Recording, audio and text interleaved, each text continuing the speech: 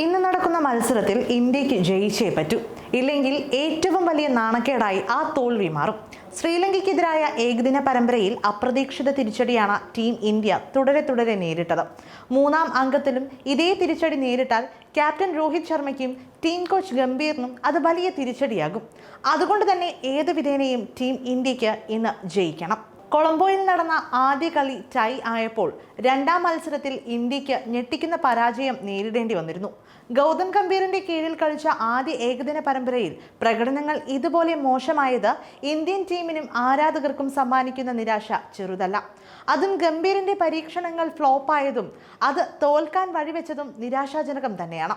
August 7, അതായത് ഇന്ന് പരമ്പരയിലെ മൂന്നാം ഏകദിനം നടക്കുകയാണ്. ഈ മത്സരത്തിന് ഇറങ്ങുന്ന ഇന്ത്യയുടെ പ്രധാന ലക്ഷ്യം ഒരു വമ്പൻ നാണക്കേടിൽ നിന്ന് രക്ഷപ്പെടുക എന്നതാണ്. നിലവിൽ 3 മത്സര ഏകദിന പരമ്പരയിൽ 1-0 പിന്നിലാണ് ഇന്ത്യ. ഇനി ഒരു മത്സരം മാത്രമാണ് പരമ്പരയിൽ ബാക്കിയുള്ളത് എന്നതിനാൽ ഇന്ത്യക്ക് ഈ പരമ്പര സ്വന്തമാക്കാൻ അവസരമില്ല.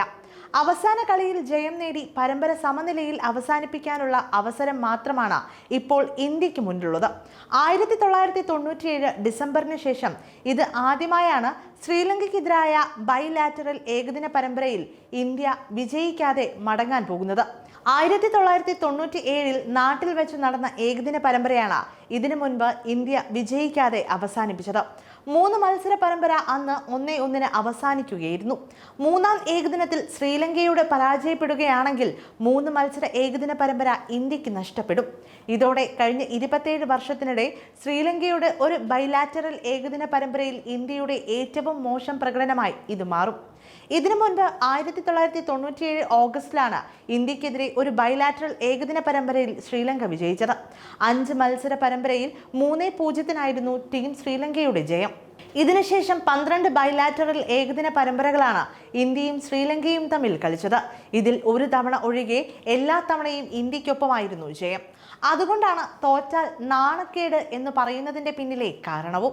അതേസമയം ഈ മത്സരത്തിൽ ശ്രീലങ്ക ജയിക്കുകയാണെങ്കിൽ ഏറെ നാളത്തെ കാത്തിരിപ്പിനൊടുവിലുള്ള ജയം അവരെ തേടിയെത്തും.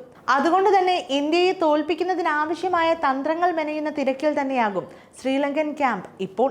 അതേസമയം ആദ്യ ഏകദിനത്തിൽ ജയം ഉറപ്പിച്ചതിന് ശേഷമാണ് ഇന്ത്യക്ക് ടൈ കൊണ്ട് തൃപ്തിപ്പെടേണ്ടി വന്നത് എന്ന നിരാശയും നിലനിൽക്കുന്നുണ്ട്.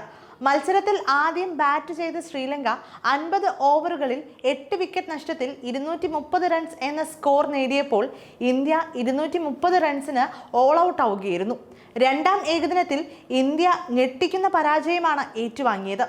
ആദ്യ ബാറ്റിംഗിൽ 9 വിക്കറ്റ് നഷ്ടത്തിൽ 240 എന്ന സ്കോർ നേടിയ ശ്രീലങ്ക ഇന്ത്യയെ 208 റൺസിന് ഓൾ ഔട്ടാക്കി 32 റൺസിന്റെ ജയം നേടുകയായിരുന്നു.